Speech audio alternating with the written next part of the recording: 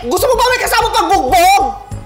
Yabang na itong baklang to Oo naman! Mayabang ako! Maganda ako eh! Unlike you! Mukhang pinigang tofu! Grabe ka makapanglait ha! Oo naman, mapalait talaga ako! Lalo na kung kalait-lait yung pagmumuka! Tingnan mo naman yung balat mo kumpara sa balat ko! Itong sakin natural! Makinis! Smooth! Finesse! Eh ikaw, malamang pumuti ka lang sa kakagluta! Ew! Kadiri! Artificial beauty. Baho naman ang bibig mo. Amoy imbornal.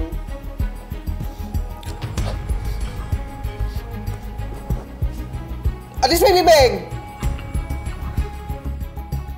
Pinapatawag na po kayo sa audition room. Okay po. Che.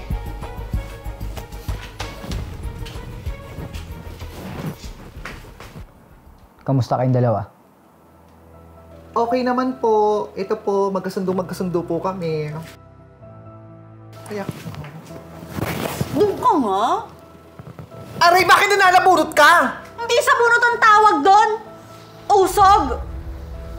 Ay, alam ko concern ka lang sa akin. Blast. Tama na yan.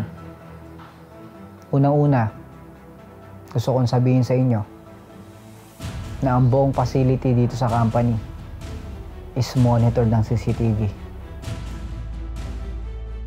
Kaya lahat na nangyari sa waiting room ay alam ko.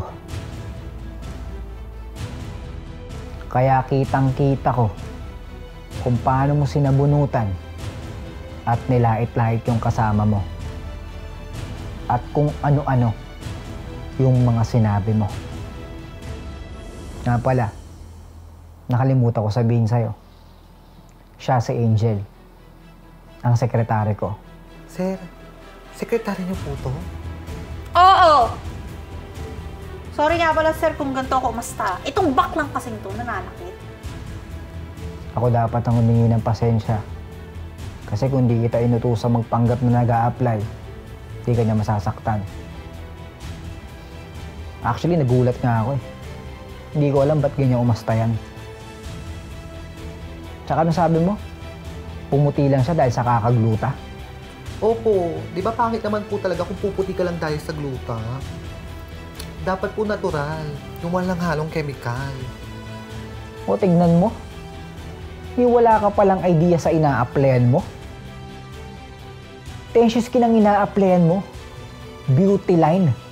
At alam mo ba kung bakit kami nag-hire ng mga bagong brand ambassadors? Kasi maglalabas kami ng bagong product. And guess what?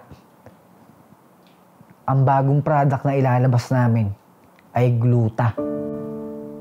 Tapos ganyan yung sasabihin mo? Eh di umpisa pa lang pala dapat hindi ka na dapat dito. Eh hindi lang pala ugali nakakadismaya sa'yo. Pati ang pag-iisip mo. Pasensya na po. Kaya ko lang naman po ginawa yun para humina yung loob niya. At ako po yung makuha. Alam mo, napakadaming paraan para makuha mo yung pwesto. Ayusin mo yung sarili mo. Lalo na yung pakikitungo mo sa ibang tao. At dapat mapatunayan mo na deserve mong makuha yung pwesto. Hindi yung manlalait ka at mananakit pa ng ibang tao. Dahil tandaan mo, hindi kailanman magiging tagumpay ang isang tagumpay kung meron kang taong tinapakan para lang magtagumpay.